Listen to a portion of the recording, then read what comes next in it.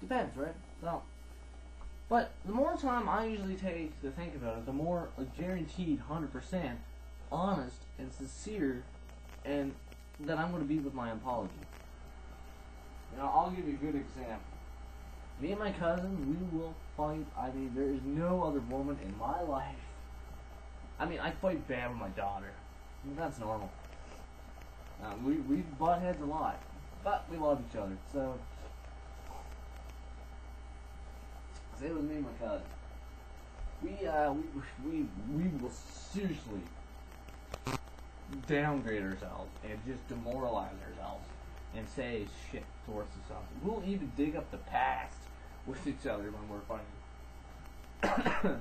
You know, I remember one time she was like, "You're a deadbeat dad." And take that to come. I'm like, "You're a slut." Which the deadbeat bad didn't matter, and she actually came and met that. No, she's not. She's a really, really decent woman. I mean, she probably only had sex twice in her life with only 2 guys, and they were boyfriends. Think about that. I wish I was like that.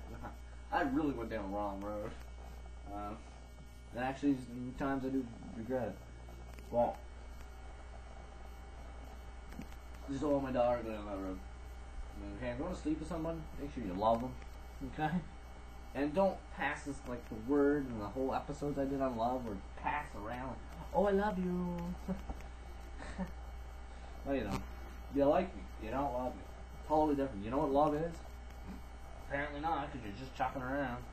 And, you know, you're gonna take this to the wrong person, and they're gonna be your worst nightmare.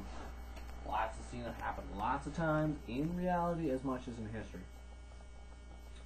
But most importantly, which I find very, very interesting when it comes to apologies, is the fact the longer it is, the more sincere I'm going to be. Now, I hate when people get really pissed off at you when it's like, I gotta ask you to apologize. That teases me the most in a lot of ways, because it's just like, you know, it becomes almost instinct for a lot of people. And normally it does, because it's like, oh, I'm sorry. It's just like instinct. You know, it's like when you go like this and you flinch your eyes. You know, it's instinct. You know, oh. You know, it becomes instinct. It's like if someone hits you, it's like, oh, you know, it comes instinct, right? You know, it's like, I remember becoming a father, which is the greatest accomplishment of my life, is being a dad. And I love being a dad. And I have the greatest girl in the world to raise. And I feel honored that I have her. She's my rock. She's my heart. She's my all in all. And, I mean, overall, in a lot of things, she has my, she owes me. She owns me. It's like blood contract. As much as I own her. You know, we lean on each other. Despite she's only, like, she's not even 4 yet. And I'm leaning on her. Not, you know, the world we live in today, like financial crap. You know, and we lean on each other on spiritual and moral support, and she knows that she always has her daddy. And daddy is trying so desperately hard to make her life better. I want her life to be the best ever. And I want her to be happy. But not just happy, I want all her needs met. And I want her to grow and develop and experience everything.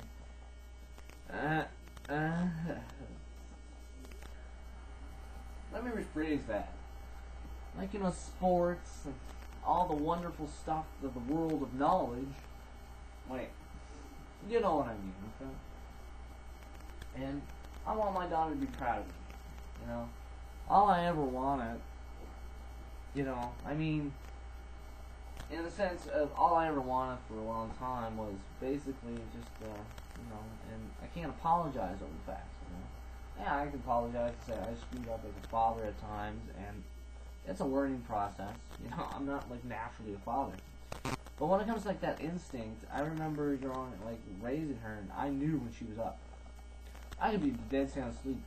I remember one night, Keita's mom, when we were dating, she woke up and she did something and all this. I didn't even wake the hell up. She was out in the kitchen doing something and she went and watched TV. Alright? I was sound asleep because I had to work the next day. Apparently she did all this. And Nikita got up. Boom! I just heard a little peep out of her. I was up. I ran into the room. I was like, "You okay, baby girl? You okay?" Yeah. She had a nightmare. I was there even before, you know, her mom was there. You know, I was just out of the bed and my face was gone. And every time, you know, every time I hear it, I was just like, and I never did that ever before. And it was like it became a natural instinct. Like in my mind, it's like, boom, I have offspring. You know, I have a mini-me. I have someone to pass on my genetics, as much as, yeah, great genetics, but as much as pass on, and it's not the whole fact of passing on, it's the fact that I gave someone life. I gave life. And, you know, it's great, you know, and it was made of a mistake of a relationship, but, you know, that's the thing that came out of it. That's the poppy in Flanders Field after a war zone. She's my poppy in Flanders Field. The beauty that came out of the war, you know. But can't really apologize on that, you know. But that's one thing that really grinds my gears, you know. It really grinds my gears. It really shakes my nuts. Okay, it really shakes my nuts because it's like when you go into apologies, for instance. Well, I'm pretty busy.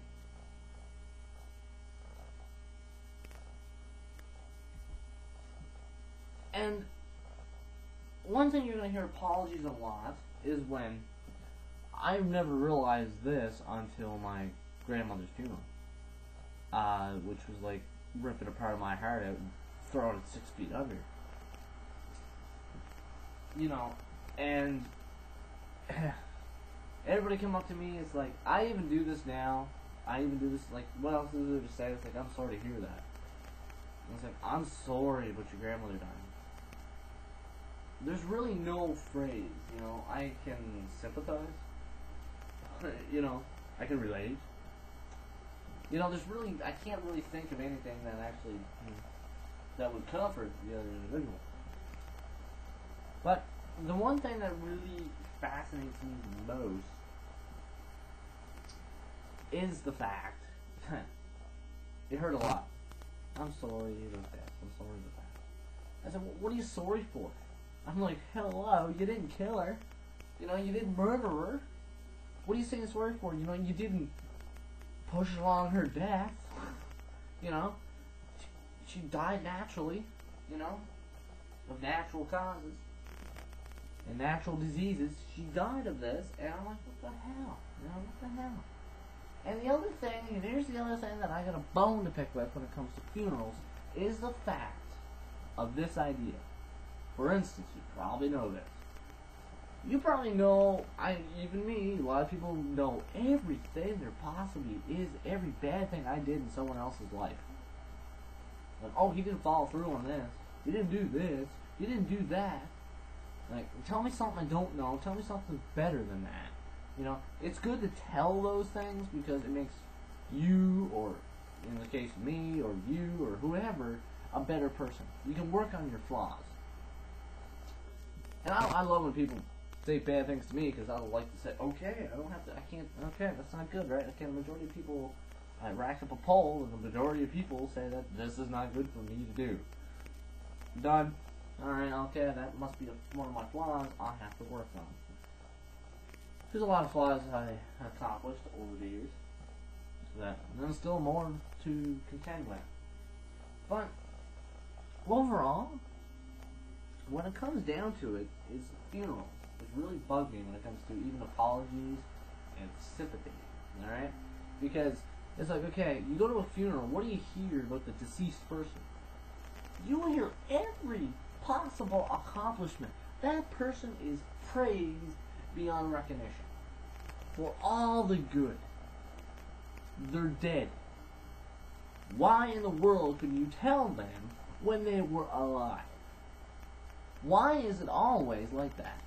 And when that person's alive, all you hear when that person's alive from other people is all the bad things that they done. This does not apply to every case. Keep this in mind. But a lot of the time, a lot of funerals I've been to, it's like, yeah, I know the person that's in that coffin, and that's not what you were saying there a week ago. You were dissing the guy that wasn't just in the coffin for doing this. Did you think of any good things that he'd done? It's like when you get. I remember one time I heard this story, and it pissed me off more than anything else. I was like, wow, let me get this straight. Let me get this straight. You got to fight with the guy the other night, and you told him this was a husband duo, wife and husband duo, and you hate him for this, and this. And I knew all the good things that person did for this. I mean, he was a dedicated husband. I mean, he was a great husband. Well, he actually. Anyway, I'm not going to get into it, but he was actually, when we go bad thing again, not going to do it. But he was a really good guy. But he had some heart trouble. And everybody knew this. And it caught up to him. And he had a massive heart attack. And the guy and the wife, especially one of his friends, well, friend slash neighbor slash relative,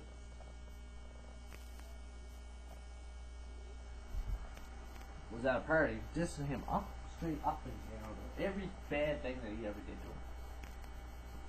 Then he had went to his funeral and he was doing his eulogy. And I'm like, well, I did that at my grand's funeral. I don't think I'd, which is the hardest thing to do. If you can do a eulogy, you can do anything. Public speaking is nothing after you do. And it's funny because